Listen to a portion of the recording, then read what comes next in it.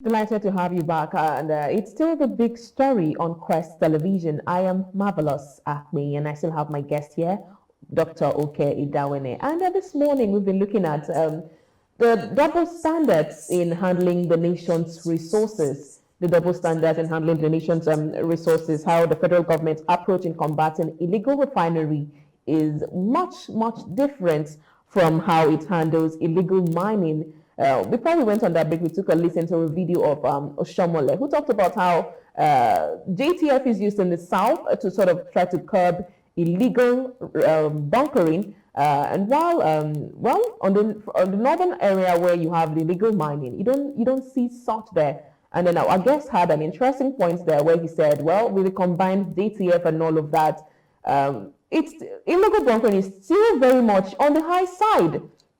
And now I'm going to come to you now with this. What do you think are the political or economic factors that may be influencing this disparity in how these activities are addressed? Is it because maybe one is more lucrative and the other is not as lucrative? What could be causing this? Yeah, the word lucrative, gold is very expensive. Truly, yes. Gold is even more liquid or as liquid as crude oil. Yes. So they are all supposed to be injections to our economy. Yes. But because the insincerity, like I said, greed, insincerity, superiority idea that the North is superior to the South is still being played right over where it's small till date. And I believe that a desire is coming that will kill Zia. Okay. After this whole hula baloo about governance, God will give us a Messiah in Nigeria. Just watch out. Okay. This I say. I will remind you when we'll be alive by then. Yes, I hope we are. Now, the soft, a little bit soft nature of the northern thing you're saying. Yes. That's why you see they are insisting on census this year. Yes.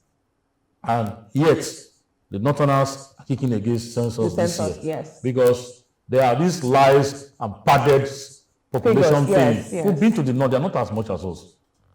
I've been to virtually 34 states and FCT of this country. Yes. Everywhere. So you don't, where are the people? But because of this northern political awareness they had initially, they subdued the South. I'm not here to divide Nigeria. I'm a true Nigerian. I'm a proud Nigerian. Yes. Please don't get me wrong. Okay. But we're talking about the basics here. Because when the foundation is not properly packaged, the roof will fall one day. Now, having said so, what you're seeing now is a way that the Hausa man will tell you, Northern man will tell you that they own politics in Nigeria, that we are learning from them. But it's not true. We've grown over the years, we're wiser, but here we have more betrayers than they have that way. Okay. That's the only difference. We've grown, there's nothing I want to do politically that I cannot do. We will see beyond them. But however, because we don't have the ingredients to stand up and walk the talk, becomes a challenge where you and I plan and behind you go to somewhere else and say you betray. Okay, that one. You do that, you're undoing yourself and not me. Because when you sell your brother to an enemy, the enemy cannot trust you as well. That's by the way. So talking about the way they're treating the illegal mining, it's not about the amounts or what it stands to gain. But the awareness is that till date, crude oil gives us 70% of Nigeria's day-to-day daily living. And that is why that's what they make us believe. And they have helped do that statistics so that they can be mining and using the northern solid mineral, gold and to enrich a few themselves. That is why you go to a northern state, you see a few very wealthy persons, and you see the rest that are down. The poverty margin is just so too much. Here we have the upper class, the middle, and even the low. There is just upper and low. So if you look at it that way, that is what we have there. Not that gold and solid minerals are not economically viable to the Nigerian economy, but that insincerity, that's greed, that's the fact that there's another idea in school of thought that is saying that they are trying to siphon us. By the time we get empty, they cannot use theirs to subdue us. Oh, wow. Because we also brag we want to talk, we lay the golden egg that feeds the country. Indeed. You get the point. Yeah. And the bird that is laying the egg, the anus is hot. And the eggs will not be there forever.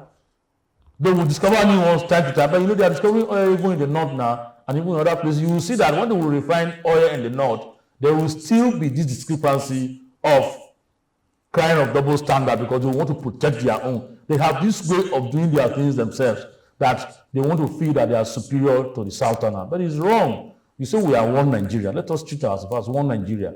Like I said, we have Ministry of Solid Minerals. Yes. What is wrong in the minister having his program of monitoring, setting standards in every region that has natural resources to ensure everything that is refined or gotten from the soil gets back to the federal government for proper use to enhance democratic dividends and for us to enjoy good governance? What's stopped them? So you see that the president can call the minister to do that. The minister can give him his program. But the moment the minister knows that those giving him the instruction or those around corridors of power, inside power, are behind it, if you try it, you'll be sacked. Wow. You will be sacked. I told you, you can imagine you lost your phone. I stole the phone. Yes. I am helping you to look for the phone. Yeah, so I For just eternity, yes. you can't find it. Yes. So until I stop stealing, your phone is safe. So until leaders have the mindset that, look, this is our country, it takes nothing to run this country. A local person with local sense can lead Nigeria. That has, one, the people at heart, the fear of God, and a vision. It can lead Nigeria. But when you impoverish the people by ensuring that what is on the soil, we're so blessed, we don't get to see it. When we see statistics of Federal Bureau of Statistics, Yeah. GDP is 3 point something, Yes. is 5 point something, the IMF predicts a growth to second.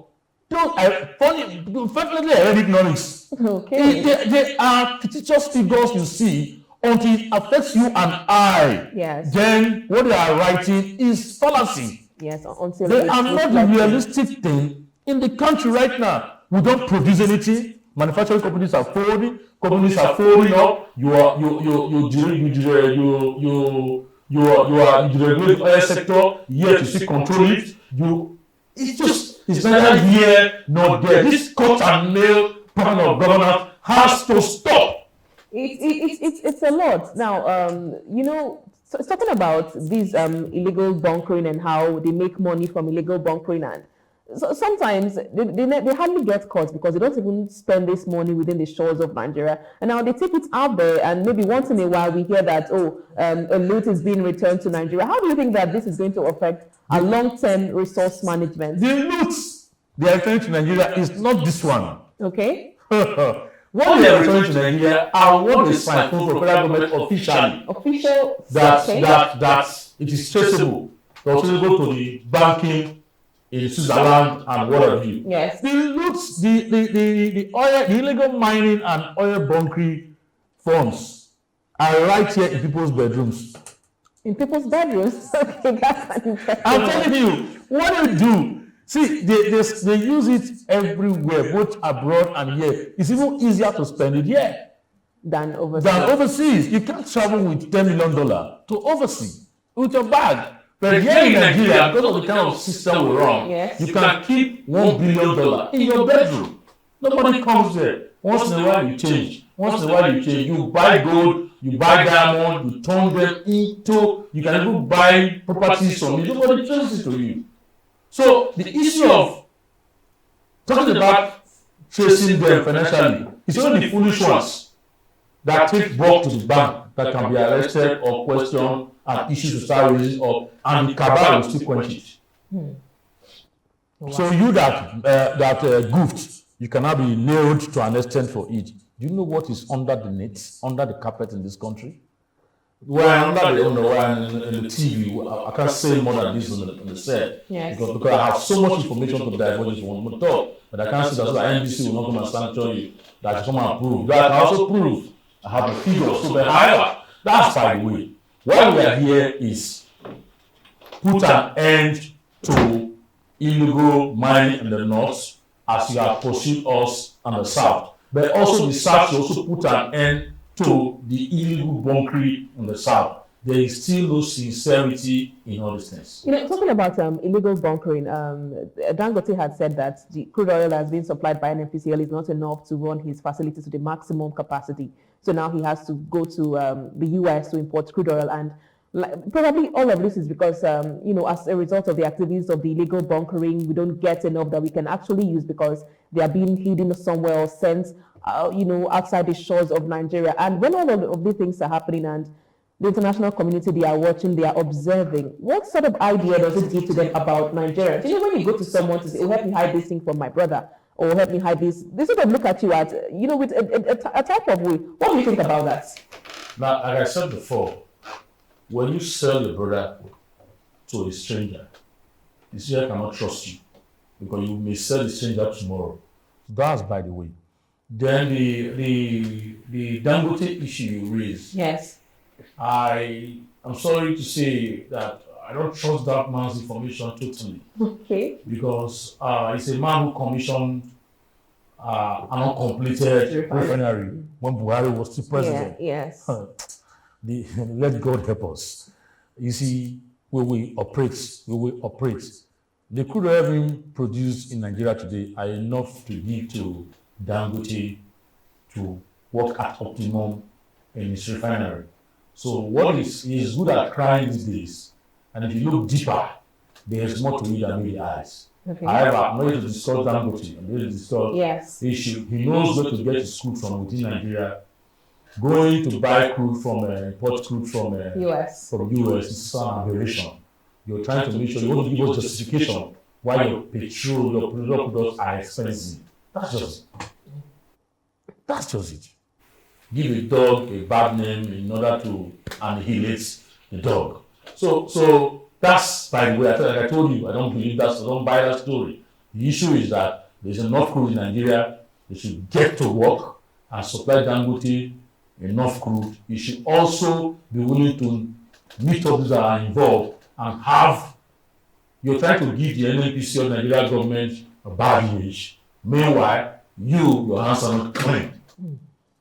Are you getting me? Yes. If we say things here, they won't be good, but I know what I'm talking about. Okay. So the whole thing is shrouded in a manner that the more you look, the more you see, not even the less you see. Oh, the more you see. The more you look, the more you see. These days, not only the more you look, the less you see. Because they make it so bad that a layman can know that this is fraud. Yes. This is not true. This is before they hide some things. But right now, look at the mining now in the north, for example. They come in with a helicopter, carry what they have mined, and take away. To where? I know of persons who are selling gold right now that are not even from the north. Okay. Not even from the north, the cabal. They are all over. They sell gold within and outside Nigeria, raw gold. So you just ask us, how did we get it? How are they connected? And the foreign developed countries, there is also a cartel that are used to buying the crude, yes, buying the gold, buying the diamond, buying the precious stones, or what we call them. Yes. At the end of the day, they keep what we call enslaving not only Nigeria, the African continent, maybe except South Africa, who has a lot of white men there that protest their own territory, but they are not clean. So the Africans must stand up to protect their territory, their economic viability, forgetting that the moment you are done economically, you are over. So a country whereby without electricity, what does it take to give you electricity? If this mining of some minerals were getting and the crude oil is channeled towards the right direction, we will get it right. This is a country where your president is leaving, the roads are bad, I'm going to do highway from Badagry to Sokoto, Badagry to Lagos to Calabar. You ask, what happens to the other routes that are already, but why not before you go and do that? I'm not saying no to it, but good thing, the wrong timing. The same thing you're saying, playing up in the sector. Okay. I'm going to take you back to the Senate. I'm going to take you back to the Senate and how they reacted to, we just saw the video of Oshomole and how he reacted to the bunkering issue and the mining issue. And you just talked about how if all of these things are checked, Nigeria could be in a better place. Now, could you say that they're probably not holding the federal government accountable enough in balancing its approach to tackling both the illegal bunkering and mining? Oshomole is just trending. You just say and trend. When they leave the Senate, what happens? They hold meetings and, hey, quiet, you two talk. And that's the end. What happens next? So they really can't do anything. They can bite. They cannot bite. What have they done? Have the Senate ever overridden the president one day in the history of Nigeria? Has the House of Representatives overridden the president one day in Nigeria? No! Because they see politics as a business venture.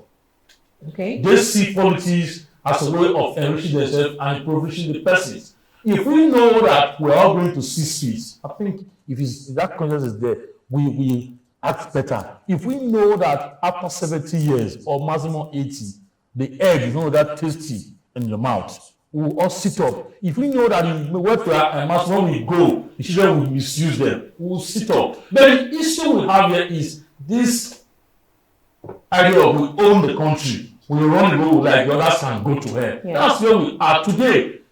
People still talk about campaigning, contesting, want to lead us. When you see that even what you are having, you have failed already, that the masses are groping in dark, gnashing their teeth, yet you want to hold on to power. Are you getting my point? So because that is that ulterior motive of existence, that look, we cannot leave the oil, we cannot leave the mining, we cannot leave ECT, even the GSM operators, they pay dividends to our system. Yeah. And what they pay all don't go to the federal government account. They are also interest, what's it called? What does it just collect? I remember that. Okay. Are you getting me? Agency percentage, yes, to different percentage to these people. So how long can't we do something? Can't we sit up and do something for this country once and for all? Let's have a Nigeria that is free of these. Let us have a Nigeria that is free. At least you cannot remove crime or illegality totally. Let it be reduced to the barest minimum level.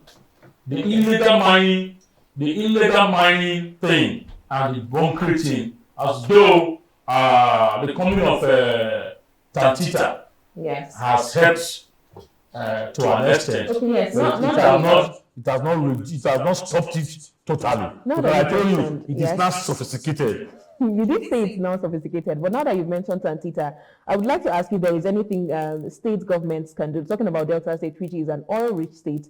You think that there's anything the states can do to, sort of tackle oil bunkering in its own states, within its own shores? No, it's exclusively that of the federal government. Okay. And that is why if a governor is delving into that and is crossing his boundary, the only thing he can do is providing security vehicles, apparatus, or security agencies to support what they are doing. But there's a company that they've insured, that they've signed contract with federal government to secure the waterways of Nigeria. That's Tantita, owned by our own brother here. We believe that they are tried, but they can also improve more. And the state hands are tied in that. They cannot do anything about it. Okay, so I mean, even as the people, sometimes these activities, it sort of affects people living in these areas, their way of life. Yeah. So many things get affected, and still the state government can do nothing about it. The state government can provide security for her citizens. Okay. Can provide security but they cannot provide security for oil installations. Okay. You get it? Because there are companies, Heritage, Setup, and the rest. They are directly involved in crude oil extraction. So they provide security to support that of the federal government's own. The state has no business with it.